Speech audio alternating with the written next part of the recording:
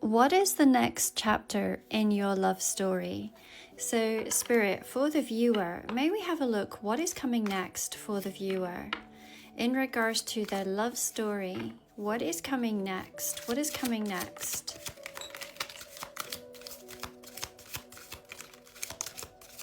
These are absolutely stunning cards and can be found linked in my bio. They are called Trivadia. So bottom of the deck, we have got the Nine of Wands.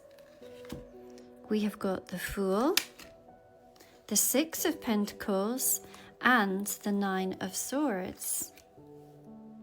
So this feels like it might be a reading from someone who is moving from a phase of fear and overthinking really into a phase of balance and fresh starts. Maybe you've been through a lot and the universe is really asking if you are ready to step into this next aspect of your life and take some sort of leap. So let's go over these cards individually. Let's start here with the bottom of the deck, this Nine of Wands. And this really sets the overall tone of this reading.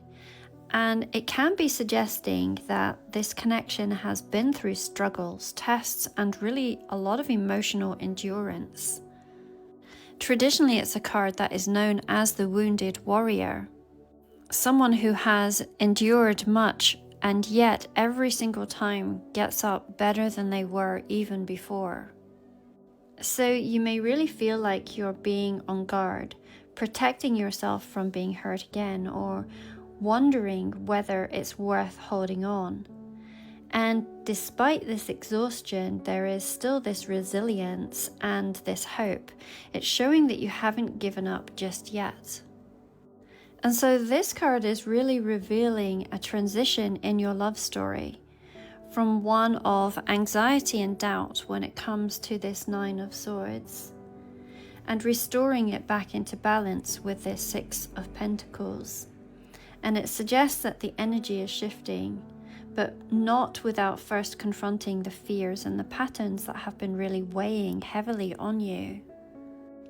There may have been sleepless nights here with this Nine of Swords. It can talk about anxiety and really intrusive thoughts. This is a card of overthinking. So this could be talking about you, or your person may really be caught up in a loop of overthinking the past, worrying about the future, or replaying conversations in your head.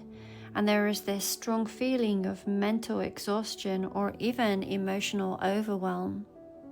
And the key message that I'm getting from this particular card is that this period of doubt is temporary.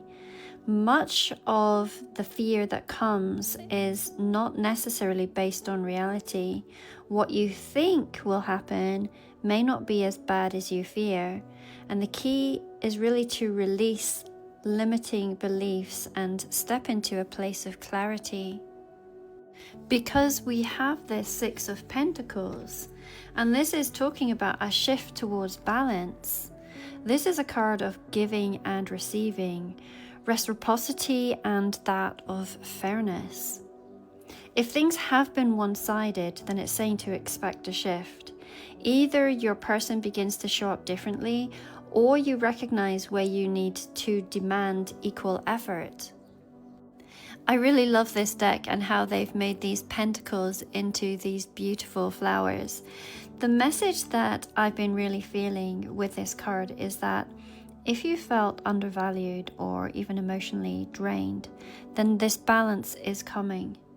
There's happier days that are ahead here. And this is saying that either someone is starting to show up more consistently, or you are really realizing what you will and what you won't accept. And it's saying that relationships thrive when both people feel equally valued and supported. And there may be a time here for some sort of new beginning. The Fool, it represents a fresh start and a clean slate, and stepping into the unknown with trust. So this could very much be talking about a new chapter in your current relationship. It could be talking about letting go of fear and fully embracing love. And it could talk about a brand new connection if the old one is no longer aligned to.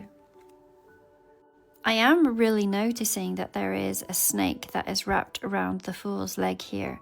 So there may be something or someone who is trying to keep you where you currently are, having a hard time letting go. I'm really picking up a couple of different messages here.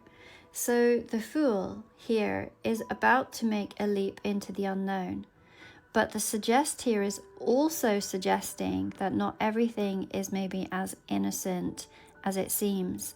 It certainly could represent temptation, deception, or even a challenge that must be navigating before fully embracing this new beginning. So it certainly isn't ignoring all of the past here. I would say that it is having more questions, questioning other people's motives and intentions, and really trusting in your intuition. In love, this could mean that red flags or past wounds or patterns could resurface if ignored. So this is suggesting to take a leap, but do not ignore your intuition. Make sure that you are not going to be repeating past mistakes or stepping into something blindly. On the other hand, I am also thinking of the symbology of a snake and that of transformation by shedding old skin. So as you know, snakes, they shed their skin, symbolizing this growth and transformation and rebirth. The Fool card, as I mentioned earlier, is all about a fresh start, and the snake could mean that this leap requires shedding of old fears, beliefs, and patterns. So in relationships, this could mean letting go of the past before fully embracing the future. So this new chapter that we're talking about, it requires transformation, and it could be suggesting that you look at what baggage must be released. So in conclusion, this is showing that your love story is entering a very powerful transitional phase. One that is really requiring both courage and wisdom. You've been through a lot here with this 9 of Swords and this 9 of Wands, and you may feel a little bit guarded, but you are still not giving up on love just yet. However, before you move forward, there are fears, imbalances, and past wounds that really need to be addressed. Here with these 9 of Swords and the 6 of Pentacles. The big shift is represented by the Fool, signaling that there is going to be a new beginning, there's fresh energy that is coming to this relationship, and there is a leap of faith. But with that snake wrapped around the Fool's leg, this next chapter isn't just about blind trust. It's about entering the unknown with awareness. Trust yourself, you are ready for this new chapter. Now, as I always say, this is a collective reading and therefore it is not meant to resonate with everyone. So please listen to your intuition as to whether this message is for you. If you would like your own private reading, then there is a link within my bio. Let me show you how to find it. You go to the blue button here, open up the snip feed, and you will see all of my offerings from journals to oracle cards, and here are my readings. There are a few same-day readings that are left. I also offer Zoom readings. For those of you that have been curious about learning tarot, then I do have an online accredited course, both for beginners and for intermediate standards.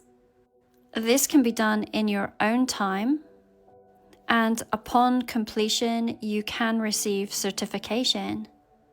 Once again, this link here shows you all of the decks that I use. This particular deck that we have used here today, let me see if I can scroll up, is this one right here, the Truvadia Golden Foil Tarot deck.